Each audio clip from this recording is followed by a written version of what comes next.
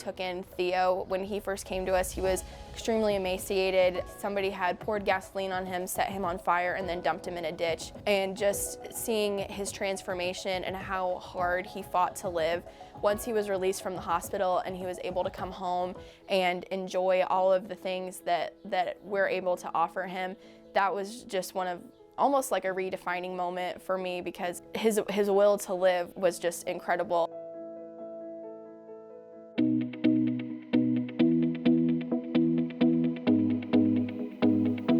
My name is Olivia Head, and I'm the founder and president of Oinking Acres Farm Rescue and Sanctuary.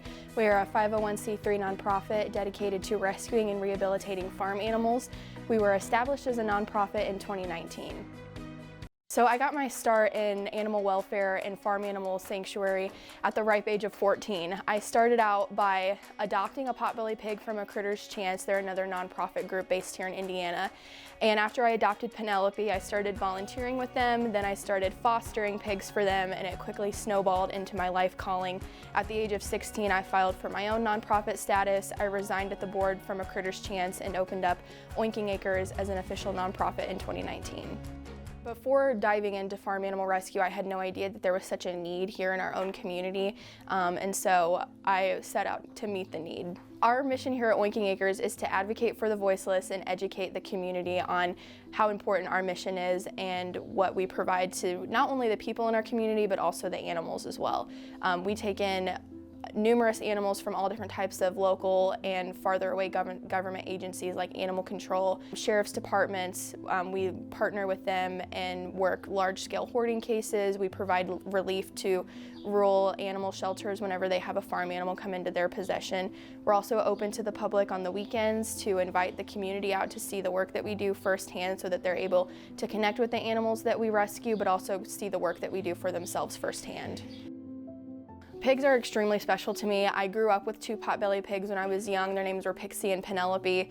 In addition to the pigs that I grew up with, my mom had a full farm. We had a goat named Ollie. She had ducks. She also fostered dogs and cats for Southside Animal Shelter. So I grew up with a ton of animals. My mom had a major rescue background, so I don't think anybody was surprised when I went down this road. But pigs are they're extremely intelligent. They're so misunderstood, and that's another one of our big missions here, is to dispel myths and untruths about pigs, because they really are wonderful, wonderful creatures. And until you experience that firsthand and get to work with them, I just don't think people realize how wonderful they are.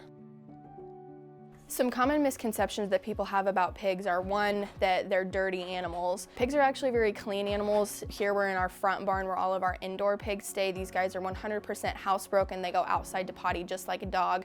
They sleep in blankets. They love to come in after they've eaten, and they have baby pools that they like to swim in. Pigs don't sweat, and so they have to have a way to cool themselves off. However, our indoor pigs stay pretty cool, so you won't ever find any mud on them. But once you guys get into the back barn, you'll kind of see some of our other pigs. It's a little warm here today, so some of them have been in the mud hole.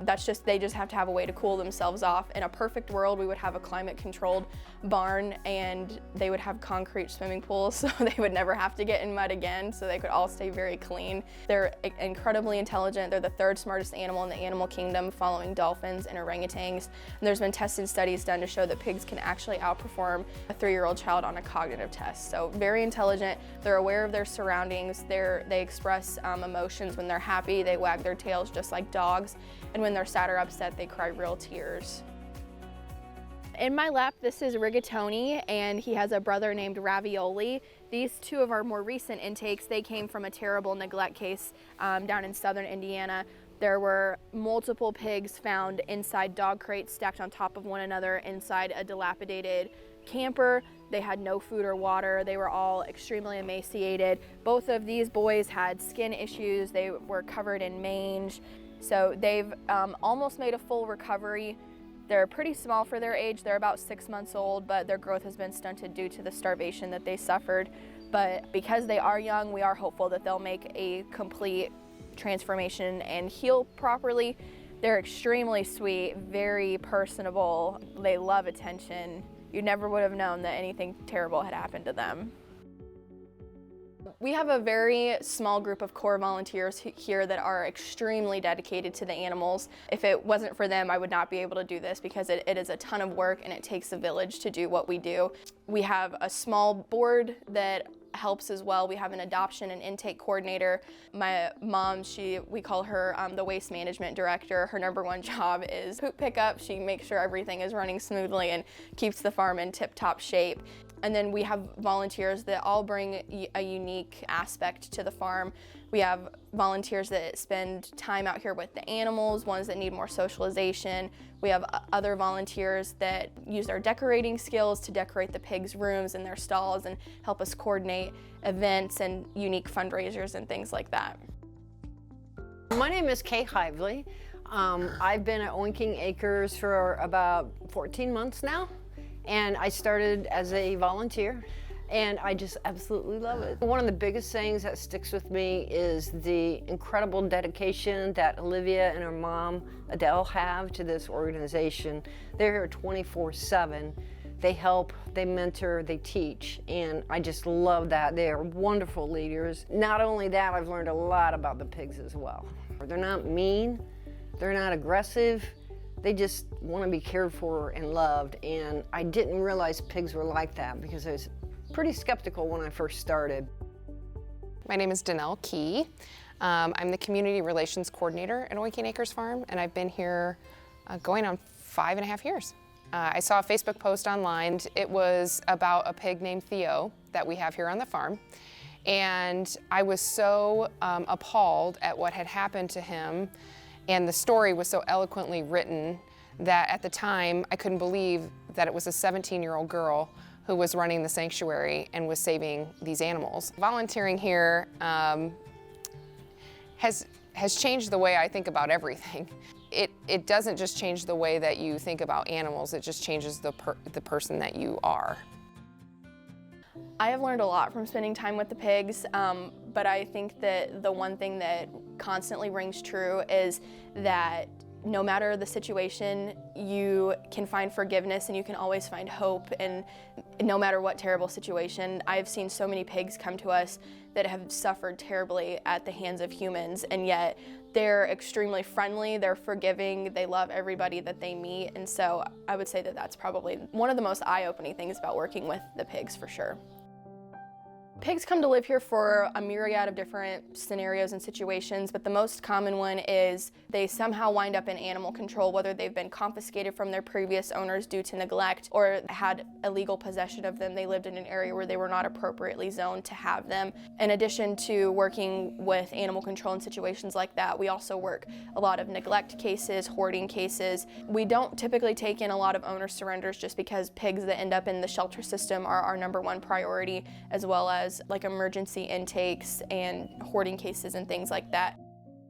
In addition to the potbelly pigs that live here at the sanctuary, we have 6 standard-sized Yorkshire pigs. 4 of our 6 are called truck jumpers. This is in a commercial type farm setting. Taken away from their mom when they're about 3 weeks old, they're put on transport trucks and shipped to the finishing facility where they're fed out until they reach slaughter weight. However, some of them are brave enough to leap from those trucks. So 4 of the 6 that live here are truck jumpers. Usually they come to us with road rash and usually a fever and dehydration. So they spend a couple days at the clinic and then they come here and live their lives out.